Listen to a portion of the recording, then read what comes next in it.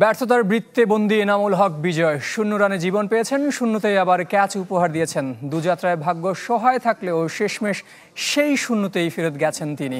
যার ক্যারিয়ার জুড়ে যথেষ্ট সুযোগ না পাওয়ার প্রশ্নই এখন প্রশ্নবিদ্ধ। দেশের ঘরোয়া ক্রিকেটের হিরো আন্তর্জাতিক ক্রিকেটে পাচ্ছেন বিগ জিরো, যার খেলা প্রতি বলেই আউট হবার শঙ্কা।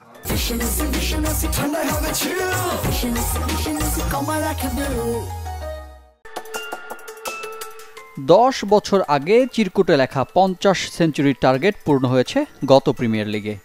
আন্তর্জাতিক টার্গেট নিয়েও একটা চিরকুট লিখতে পারতেন এনামুল হক বিজয়, কিন্তু কিভাবে লিখবেন? তার গল্পরা সীমাবদ্ধ ডোমেস্টিক ক্রিকেটে। আবাহনী, প্রাইম ব্যাংক কিংবা গাজী গ্রুপ ক্রিকেটার্সের হয়ে রান বন্যা বইয়ে দিতে পারেন বিজয়।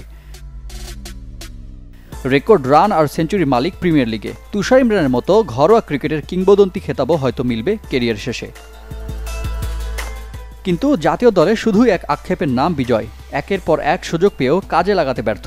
গল টেস্টের বাজে পারফরমেন্সের পরেও কলম্বোতে তাকে খেলিয়েছে টিম ম্যানেজমেন্ট। তারপরও বদলাতে পারলেন না ভাগ্য, শূন্যতে আটকে রইলেন এনামুল। দেশের ক্রিকেটে টপ অর্ডার বরাবরই থাকে আলোচনার কেন্দ্রে।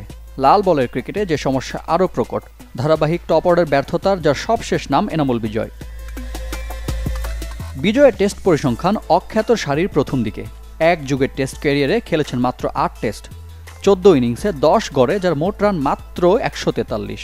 সেঞ্চুরি তো দূরের কথা, কখনো হাফ সেঞ্চুরি দেখা পাননি বিজয়। ঘরোয়ার পারফরমেন্সের পুরস্কার হিসেবে ডাক পেয়েছিলেন টাইগার স্কোয়াডে। গলের ব্যাটিং প্যারাডাইসে প্রথম টেস্টে সর্বসাকুল্যে করেছেন 4 রান, তবে আরও একবার সুযোগ পেয়েছিলেন নিজেকে প্রমাণের।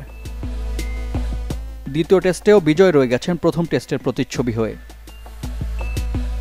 যে সিরিজকে তার ক্যারিয়ারের শেষের শুরু হিসেবে দেখছিলেন ভক্তরা, এখন সেই সিরিজকে বলা হচ্ছে শেষের শেষ।